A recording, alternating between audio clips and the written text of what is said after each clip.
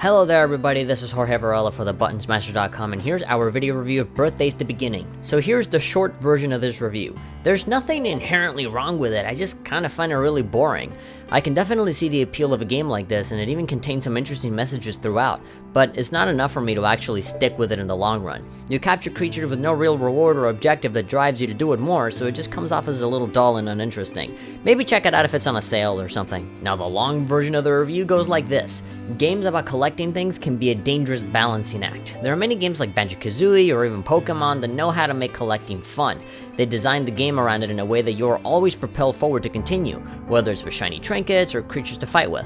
However, things can also take a wrong turn. There are many games out there that very easily fall under the trap of collecting just for the sake of doing it. Usually the reward for doing this is a trophy or the simple satisfaction of being able to say that you did it, with no actual reward or purpose brought to you by the game itself. When a player doesn't feel like there's any point to finding every single little thing, they tend to fall off and not bother with it.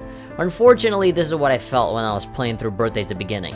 I do wish to make it clear that I don't really think this is a bad game at all. There aren't any crashes, technical issues, or moments where I thought that the game was broken or anything.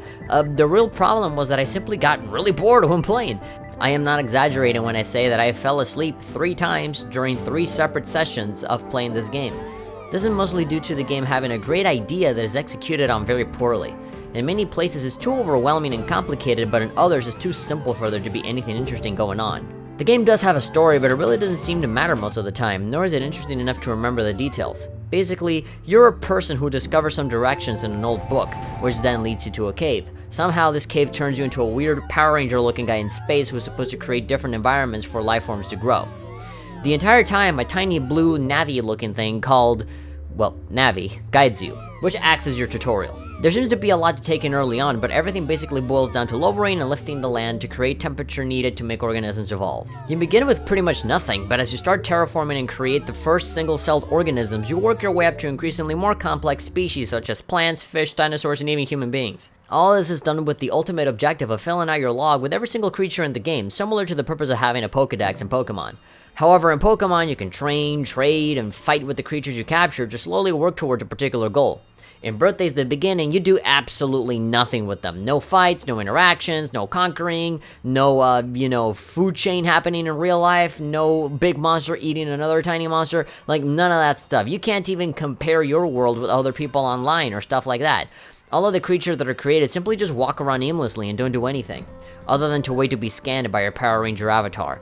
There is certainly a feeling of excitement when manipulating the world in a way that finally brings about the birth of a new species, but that fades away very quickly when you ask yourself, now what? Nothing, that's what, unfortunately. You break your back twice to have the world be just right, have the creature be born, then move on to the next one. There aren't any rewards or useful things that come out of creating that creature. You just did it because you did it. And even your Navi character is like, congratulations, you made this creature, now make the other one. Okay, you did it, now go over the other one, and another one, and another one, and another one. It's like DJ Khaled all up in this, just another one, another one, another one. The way this game controls doesn't make it worth the effort either. The way you manipulate the environment is by using different sized grids to lower and lift the land, creating seas or mountains. The problem here is that whenever you want to be more precise with your terraforming, you can't really pick more specific shapes like lines or rectangles or L shapes or anything like that. You only have the option of moving a single square or a bunch of other bigger squares, which screws up all of the other terrain you didn't want to move. Because of this, you end up having to slowly move every single individual square bit by bit, which takes forever. And if that wasn't bad enough, all of that movement uses up an HP meter. You don't die or anything, but when it runs out, you just have to stop doing stuff and recharge. This serves no purpose since there's no real time limit or opposition that'll punish you for running out of HP. The recharge is incredibly fast as well, so why even have a limit when the refills are very quick? Basically, this arbitrary meter is simply there to create a speed bump to the already painfully slow process of manipulating the land for barely any rewards. This aimless creation is not worth the effort, especially when struggling with clumsy controls, a pretty awkward camera, and an incredibly inconsistent frame rate for a game that's just one big giant cube in space. To make matters worse, the world that you create becomes more and more delicate the more you progress. There will be many times where you'll have to drastically change the world in order to meet the requirements for a single life form to come about. Then you'll be asked to create another life form, whose requirements are almost the polar opposite of what you just created. When all the changes are done, you create a new creature but always end up killing off the one that you literally just made. And if that defunct creature happened to be an important participant in the food chain, then you have to retrace your steps and change the world again to bring that creature back and then continue on from where you left off. It's a very frustrating balancing act that can leave you making more mistakes than successes, to the point where most of my creations came completely by accident. The music doesn't help in making the game more fun either. You're going to spend the vast majority of your time listening to the same slow, boring, uninteresting set of tracks over and over again.